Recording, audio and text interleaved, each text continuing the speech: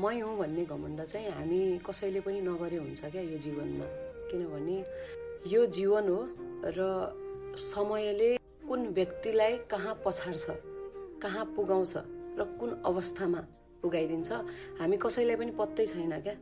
हामी आज सकुशल छौँ, एकदमै स्वस्थ छौँ, हेल्दी छौँ, हामीसँग सम्पन्न छ, हामीसँग भरिपूर्ण छ, हामी निरोगी छौँ, हामी खुसी छौँ, आनन्दमय जीवन बिताइरहेका छौँ हैन।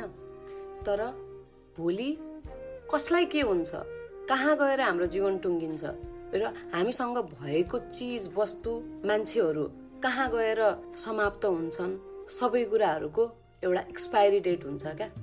त्यसैले जे छ खुसी हुने हो, रमाउने हो, आनन्दमय जीवन व्यतीत गर्ने हो हैन।